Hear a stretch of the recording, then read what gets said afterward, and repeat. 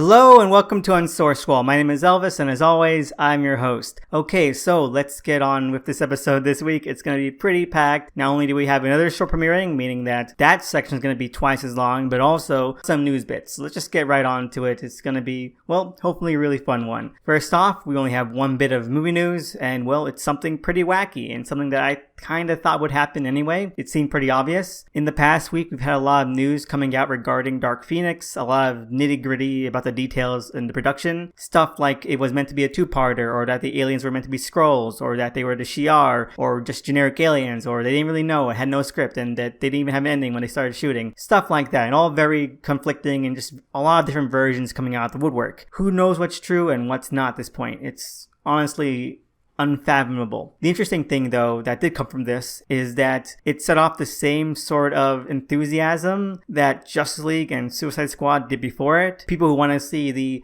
legitimate, real director's cut. And hey, there's actually more evidence than not that it might actually exist for this one, but for facts, we'll never see it. There's just no incentive for those in charge to ever release something like that. Days of Future Past only got Director's Cut because they knew it would make money. Dark Phoenix hasn't, and it won't. They just want to sweep it under the rug and just bide their time. And that's a shame because I'd like to see a Dark Phoenix extended cut too, but it's an unavoidable reality. So I've already started seeing the hashtag release the Kinberg cut start being circulated, but time will tell if that kind of sentiment will be as ubiquitous as release the Snyder cut has become for better or worse.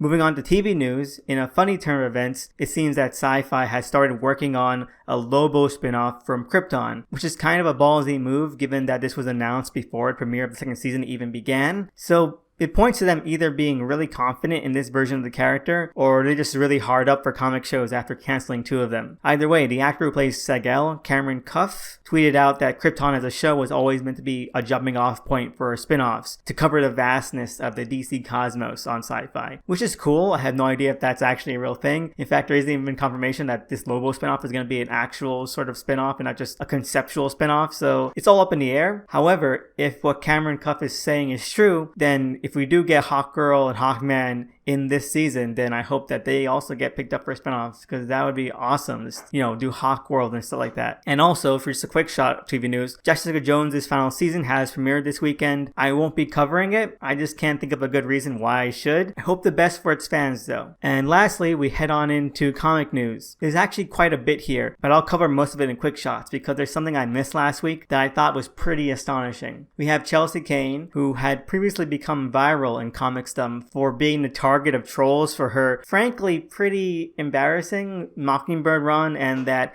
Ask Me About My Feminist Agenda cover. Kane garnered a lot of easy and free goodwill from many who took a stand for her, which, well, good for her and good for them if they truly enjoyed her work. I mean, more power to them. Like what you like. But the reactions to what happened next and some of the people who have gone back toward their sentiment about her work in reflection kind of makes me think that it was just, well, a lot of Emperor's Clothes type stuff, because, well, her next major series was this insanely dull and just baffling Image series called Maneaters, which was just the off-kilter execution of an already unwieldy concept. You needed someone with actual sort of skill and dexterity to work with that kind of concept, and Kane quickly proved that she was not that person. Many people, in particular the trans comic community, pointed out some of the undercooked and underdeveloped aspects of the world of the series, especially in regards to the trans experience and how it sort of kind of felt like it was sidelining it. And Kane kind of lost it after this. She took maybe the most benign and softballed complaints she got and copy and pasted them into the comic as anti-woman propaganda and female detention camps, and everyone just dogpiled onto the situation. It was astounding because I have no doubt that sometimes fan response to comic creators can be pretty dicey and honestly unbearable, but that's not even what this was. It was literally just the simplest questions with a lot of deference to Kane herself. It was amicable, it was even respectful, and Kane's response to this and her defense to just copying the tweets word for word in the comic was that the tweets made her feel worthless and small and that she felt under attack and wanted to work that out in the comic. In her words, she wanted to have an echo of the sentiment somewhere in there, and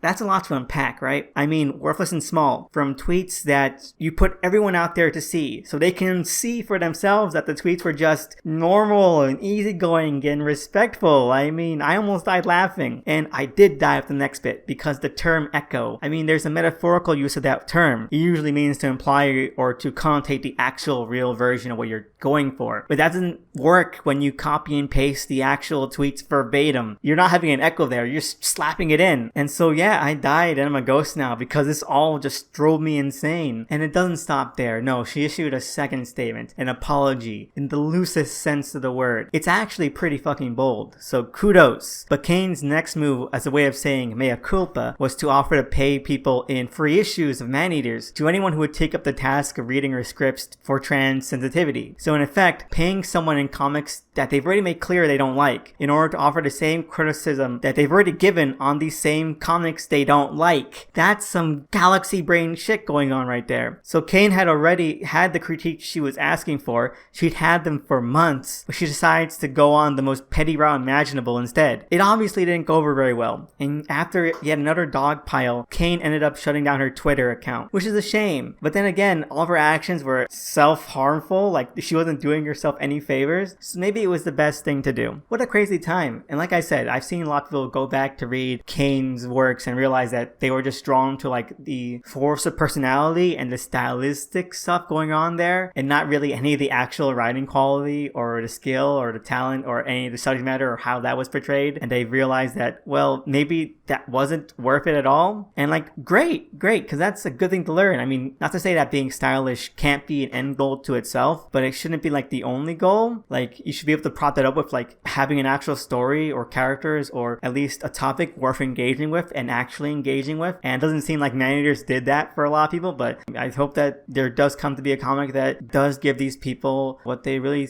demand and what they should get, because I think everyone should have a comic that really speaks to them and speaks to them in a way and in a manner that is actually very, very substantive. So yeah, no, that was this week. At least the biggest thing that happened this week. So, that was a lot. But let's move on to some quick shots. First off, we have that Bendis is going to be writing the Legion of Superheroes reboot. It's probably going to be terrible, and it's probably going to be a way for him to write out John from the Superman books, because it seems like that's going to be like the Superboy Goes to the Future type shit. So, I mean, it's probably going to be a really boring mess. Just look at his Young Justice for an example of how he can't write teen characters without them being annoying, dull, and insanely aggravating. So yeah, fingers crossed, but I'm not expecting much. We also have the Giffen Lemire Maxis series, Inferior 5. It finally got solicited. It's coming out this fall, and it could be amazing. I can't wait for it. It's been like 2 years since it got announced. Next up, we also have that Tom King is going to be introducing the Phantasm in his upcoming Batman Catwoman series. Well, you were all warned. I know people really like that movie, but I just can't wait to see how he fucks that up. And for our last quick shot, apparently Dial H and Wonder Twins have both been extended to 12-issue Maxi series, which means that we're going to be getting the second seasons of both pretty much immediately. And that's great for Dial H. I've been having so much fun with this series, and I can't wait to see it continue. I can't wait to see what it does. That's amazing. Wonder Twins, I could not be more tired if I tried. Anyway, that's it. That's pretty much it. Let's move on into what I read this week. First off, we have the Immortal Hulk number 19. I don't know what else other to say than that my entire expectations for this arc have been completely flipped around from what I originally thought, and in the best way possible, for the most part, or at least in terms of equivalent exchange. What I mean by all this is that when this arc first started, I really thought that we were going to be getting this really hard-hitting Rick Jones story arc. I was honestly excited. We had the return of a Grey Hulk, an issue where the framework is being set up through narration, and the perfect build-up and anticipation for the reveal of the Abomination. And it just kind of hasn't delivered in that sense.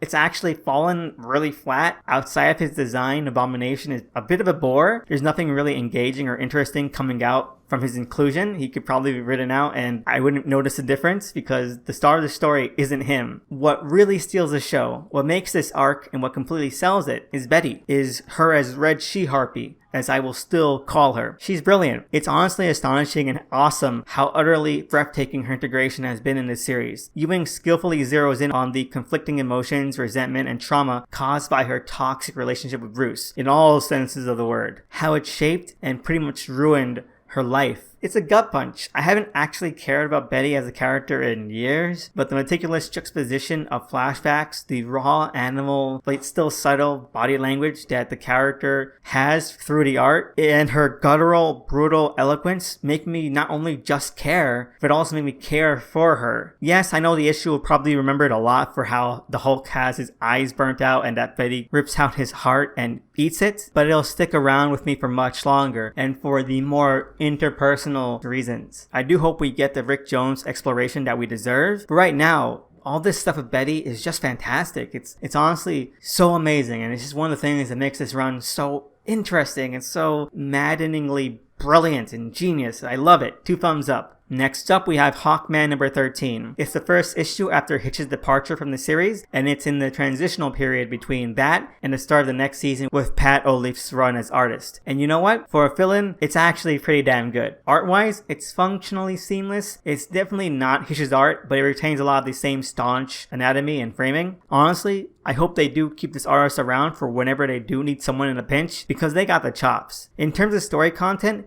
it's just an easy breezy done in one, a small side story about one of Carter's lives, who we didn't get to see in the big fight apparently. So it's good to know that at least that angle of the series of showcasing just different vignettes of his reincarnation cycle will at least be continued in some way as we go forward. It's kind of a really simple one-off with a very corny message and moral core, but it works because it's just that simple and corny. Why hate an apple for being an apple? I thought it was kind of fun how Carter keeps getting reincarnated on opposing sides of the same endless war.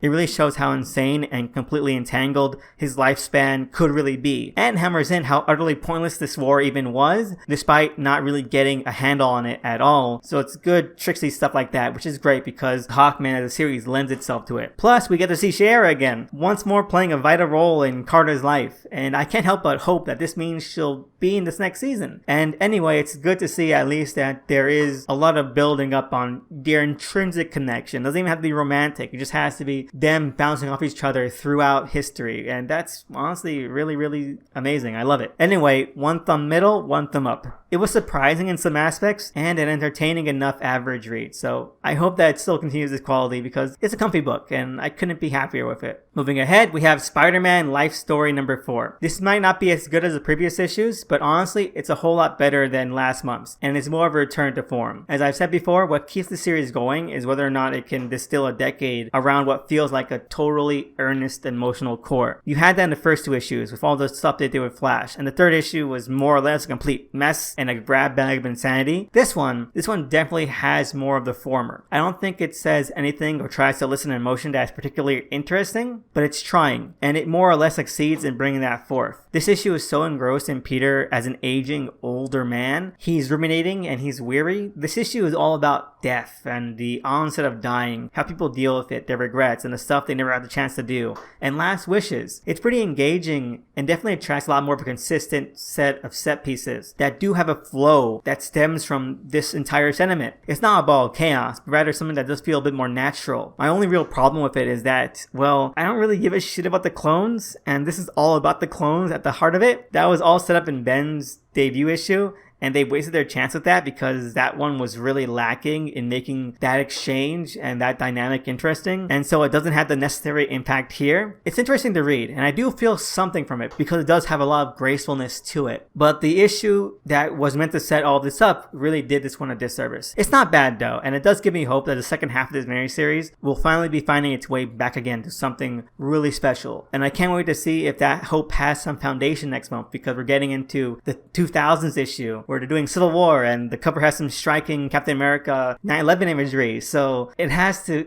hit hard. It really does, and I hope it does. 1 thumb middle, 1 thumb up. And lastly, we have Zora, Femme Fiend of the Final Frontier number 1. Illuminated is back with the debut issue of their brand new project, and let me tell you, it's been an incredible, unforgettable ride watching this come to fruition, and it's been well worth the wait. Well, there's always been the fantastic mad magic. It's just great to have an actual full issue back in my hands. Well, on screen at least, since this is a digital release. But I digress. Zora is pretty unique in terms of Illuminated's more recent works, being less story-based and a lot more gag and vignette-oriented, very reminiscent of their Tumblr work, such as the Carol strips. This issue is, like I said, pretty much just a collection of those same short strips, a couple one-pagers, rather than trying to set anything up or deliver a really full narrative. It focuses entirely on Zora and the wild lunacy of the setting and her rampaging impact on it. There's no place to really settle down or catch your breath before the next joke or barb is being thrown at you, even amongst panels. And yeah, it never feels disparate or messy. Nothing about it feels disorderly. I guess it's to the benefit of the issue that each story is relatively short, and pretty much as long as they need to be. It keeps any of them from dragging on or overstaying their welcome. Not that any of these shorts are bad, in fact they're all rather good, but it keeps the read at a brisk pace and feeling very assured and energetic about itself. Nothing saps energy like that, quite like stretching out a gag that should be a short bit. Honestly, it's got the same, almost patented style of humor, kineticism, action, and very daring subject matter and set pieces that make for a resoundingly entertaining as hell Illuminated comic. It doesn't have any blinders on and is just going hog wild with everything it can seemingly think up, which is wonderful. It's wonderful. What's best is that despite the vignette nature of it all, it does somehow plant a lot of seeds for future things. Whether or not any of those get picked up is no one's business, but it does show some great forward thinking if they do eventually sprout into a different kind of plot threads, which I would hope so because I'm really interested now. I can't imagine I'm the only one who wants to see most of those be continued. Overall, it's very devil-may-care, but it's done in such a extremely confident way and demonstrating how rollicking and insanely enjoyable lead like Zora can be when played to the nines. I had a great time reading this issue and I can't wait for the follow-up whenever it should appear. I'll place a link below for where you can get your own digital copy and along with links to all of Illuminated's other works and sites, and I highly recommend this. For just a diversion into a different kind of setting done with a very unique sensibility and tone, then check it out. It's pretty worthwhile and 2 thumbs up. And just to get this in here, I am not reviewing Red Hood or Wonder Twins this week because I honestly could not gather up the interest and I actually didn't read it. I did read Red Hood, but Wonder Twins was just a no-go. I think that honestly, being extended to 12 issues really sucked the interest from me because I was basically only reading it because it was so close to ending. I feel like, well, I already went this far. I should probably just get it over with. But then, wait, no, now there's going to be 8 more issues. So no, I'm dropping it. Maybe if the second season does turn out to be really great, I'll pick it back up again. But until then, that's pretty much my final word on it. Anyway, let's move on to what I watched this week. First off, we have Krypton Season 2, Episode 1, titled Light Years from Home. Well, this season premiere just hit the ground running, didn't it? I'm honestly impressed. Well, mostly impressed, but we'll get to that later. This episode packs so much in that I would have imagined that they were going to spend at least half a season on making sure it landed. Instead, it just goes all out and hits every single one of these points in rapid succession. Zod's dictatorship, we got it. Seg and Brainiac shenanigans, we got, oh yeah, they get right into that shit. Side character deaths, there's no one really being spared here. And well, it all kind of works. I have to think that it's a mix of the writing and the acting. With the writing, it definitely doesn't feel rushed at all. Everything happens rather quickly, but it feels like they're all on a proper trajectory instead of being very forced or dragged along. And while most of the actors are just killing it, it's nothing dramatically complex or really difficult, but they're definitely taking this to the furthest point as much as they can. It keeps it from seeping into cheap, kitschy melodrama. More or less just really entertaining rottenness. Every character is just at the end of their ropes here, and the mood and tension is palpable. This really settles down how much of a low point everything is, and well, it does an effective job at mobilizing the heroes against it, or at least our engagement to them rallying against it. The other positives have to be things like Brainiac still just being the bee's knees. In the wilds of Kalu, his costume looks distinctly bad, but the writing and acting more to make up for it, and he's given some amazing lines. Just a perfect back and forth with Seg, and it's honestly insanely enjoyable as just a miniature adventure they go on. The only leading character who I feel is kinda underperforming here is Zod. His introductory speech at the start of the episode is so stilted and staggering, it's kind of embarrassing. It kind of feels like someone was giving him cue cards and there was one word on each card, and so he had to keep pausing. It doesn't feel natural at all. It feels really forced. Who knows? Maybe he'll get better. He does get a great moment near the end, but overall, he's definitely dragging a good average down. I had a lot of fun. I like the characters. I like the way they've time skipped and we see how they've grown. It doesn't feel like we're dragging things out and that the show wants to tell a really, really moving story. So hopefully this season will settle down to a nice groove so that all those various threads that are set up, get a chance to shine along with the characters. Hopefully they get a good balance going. I still hope we get some more grounding for Adam Strange because he's such a ridiculous anomaly. My wish would be to get an origin episode for him because I have to know how a guy who only wears hoodies and jeans became the hero of Ron. Also, I think I should mention Lobo. He appears in the episode. He's pretty fun. I have to say, it's a pretty nice surprise and he totally sells it and he just fits in like a glove to the over-the-top, more comedic nature of the show without totally breaking the bank. So yeah, overall, good start. Gives me a lot of faith. 1 thumb up, 1 thumb middle. And lastly, we have Swamp Thing, Episode 3, He Speaks. I have to be outright with this. I'm actually pretty sad now that his show has been so utterly sidelined and destroyed the way it has. Because 3 episodes in, and it's still so damn good. And I preface that sentiment the same way I guess I will throughout the rest of the series. It's not some thought-provoking piece of dramatic fiction. It's a melodrama. It's soapy, it's over the top, and it goes through all the emotions when it comes to the very cheesy dynamics like that. This episode especially, since it starts to seed in some character intrigue and love triangles. And usually that wouldn't be enough. The show would be dragged down by it, but it's again completely reliant on how much they're actually putting into the show that makes it all kind of gripping. These are characters and these are subplots that I should be bored by, but the meshing in with the wacky and just boggling aspects of the Swamp Thing mythos, from the Rot to the Green to Swampy himself, they actually ground it. It's kind of amazing when you think about it. The insane zombie, Gaia, mind-merging body horror, psychic, demonic stuff is the baseline and the core that the drama itself is bouncing off from. It's pretty neat to see it that way. I guess you could also say that the CW shows do something similar to that, but those are more like the interpersonal character melodrama choking and smothering the show rather than using it as a foundation. But yeah, I won't say that the ones showcased in this episode are totally interesting, but they are definitely watchable, and they inform the characters and the ever-developing dynamics. They give you a better view into how things are evolving, and it works. I think that it best hits with Matt Cable, who was Abby's original love interest from the comics, who is not the best character so far, but he works as a great counterpoint to Alec and the insane phantasmagoria that his life has become. It's hard not to pity him and his own structured life, and that he's so out of his depth without even knowing it. So it adds some level of engagement and helps the show as a whole. It's really good. You really do see how everything is interlocking and just sort of connecting together like that. And we get more connections with what Blue Devil's deal is, and it turns out that Xanadu has him awaiting some destiny in the swamp. So yeah, some intrigue, some alliances, some romantic tension. It's got a lot of facets to it. It's still on a tightrope, but 3 episodes in just gives me a lot more faith in it than I previously had. And it's a shame it got canceled. Plus, Crystal Reed and Derek Mears have some great chemistry, and even though the characters aren't there yet, you can believe that she'd choose a plant man over a guy like Matt. And well, poor Matt, he decided to shoot his shot with the girl of his dreams. On the same night, she realizes that she's not totally disgusted by plant guys. I mean, talking about poor timing. But no, they have a great dynamic. I think Derek Mears is still killing it. We do get to hear him speak, and he has this great baritone voice, very bassy. And he and Crystal Reed do seem to play off each other really well, and they capture just a pitch perfect Swamp Thing mood that you can totally see developing and blossoming into something different and more. And well, thank God for that. That was really the cornerstone of the show and the series and the character for a lot of people. So if they can handle that, then we're all good, and it seems like they can. Plus, Andy Bean is still around as Swampy's eternal self, which is great because I think he totally works as just this really bewildered guy stuck in what seems to be the green or the rot or whatever. And he is just like completely out of his depth as well. So you get a lot of conflicting, contrasting emotions within one character. And it kind of gives me hope that they're also not going full more. So,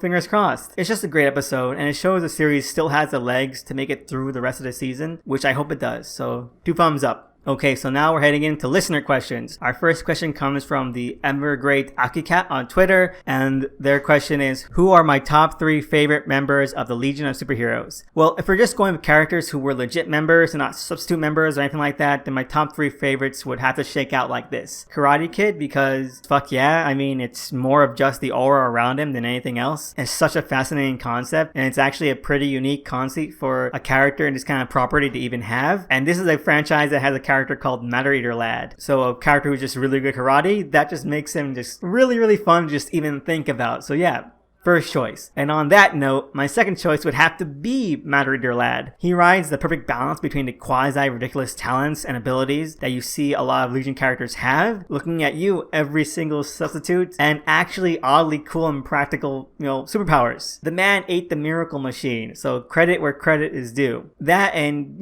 5 years later, did a lot of great set pieces with him, so, it's all good. And for my third choice, it would have to be Brainiac 5, or whatever Kaluan name he has that I forget all the time. Not only because he has some pretty tight storylines, which he kind of does, but also just the string of interesting dynamics he has, and just his very existence. For a story idea and property set in the future, that there's a hero called Brainiac 5, a descendant of one of Superman's greatest enemies, just on the team, all normal-like, is pretty damn nifty. Like, it takes advantage of how removed the future could be, and how vastly different it might turn out. It's an intriguing angle to explore, and they do. And it also led to the creation of so many other Brainiacs, a whole dynasty. And hey, it led to Legion, the name with all the dots, the acronym.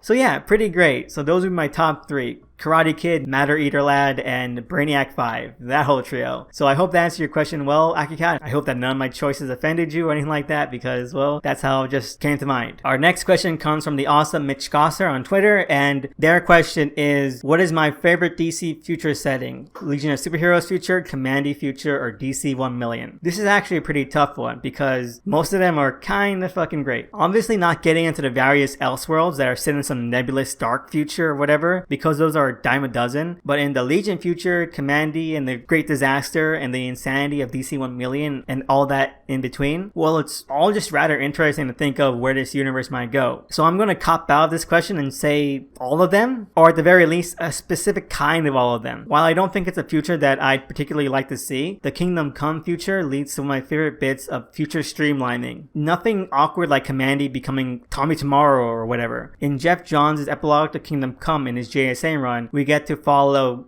Kingdom Come Superman going back to his Earth, and we see things like the Great Disaster happening, and then humanity rebuilding into a better future that leads to the Legion. And it's kind of depicted magnificently. Like, it feels like a very heartening take on the fate and reaction of the human spirit in the DC universe. Plus, you get to see Ultraman being proud that the Earth was able to get its shit together. If you want to change that up to make 1 million happen, then yeah, no, definitely. I think that 1 million is also a really great future for a lot of reasons. Then that would be my prime one. Plus, Commandy already had some streamlining with the idea that OMAC was his grandfather. So, you can have that all, I think. Well, it's just really hard to think of one specific DC future that captures the breadth and scope of that universe. And so I think that just trying to find a way to take the best from each of them does that universe and the kind of vastness of it. It does it justice. So yeah, that would be my answer, which, I hope wasn't the totally most bullshit answer you've ever heard, but that's the one I have to go with. It's the one I've always thought of whenever I think of where the DC universe should go. And I know we're getting DC Millennium from Bendis, which is going to be the point of view of a character who's immortal, so we get to see all this happen. And we'll see what they see. We'll see how it plays out, and Bendis is shaping that future, so I'm pretty scared. But thank you for your question, Mitch Gosser. It was amazing, and well, it's great to think about. Our next question comes from the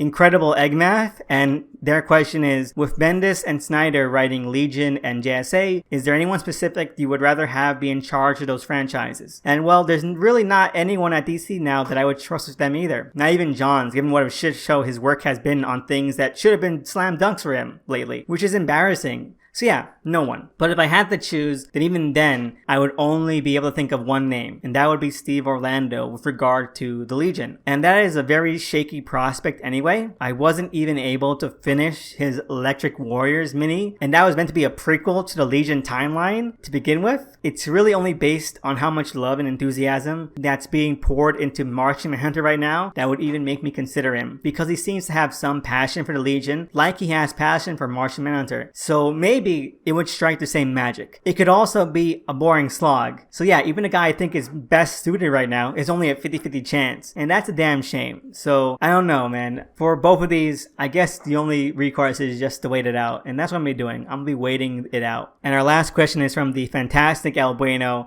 and their question is, what's your opinion about these grim and gritty pandering books like Deceased? And honestly, I don't see the point of them at all. I mean, it's fine for a one-off miniseries or whatever, However, I don't want to pretend like I'm policing other people's readings at all either. If it works for you, then go for it. I have no place to judge. I read Crossed, or at least I read it, but books like that can be good. And things like Deceased in particular seem less grim and gritty and just more generic and mindless. Like it's such a tired and worn out book from the very first page. It just has nothing to offer and it doesn't do anything, which is an insult to grim and gritty if we're being honest. Since you can find something interesting in something like that, it's really only when it's being forced awkwardly into the mainline series that I give much of a damn. Honestly though, who will even remember Deceased a year from now? I haven't even met anyone who read the Bloodlines reboot miniseries, so there's just a lot of things that just, well, won't land. I don't see Deceased having any staying power. Anyway, thank you all so much for those amazing questions. You really took it out of me right here. It's been quite a while since I had to answer so many questions, and it's amazing. It's fantastic. Thank you all so much. It was so fun. I mean,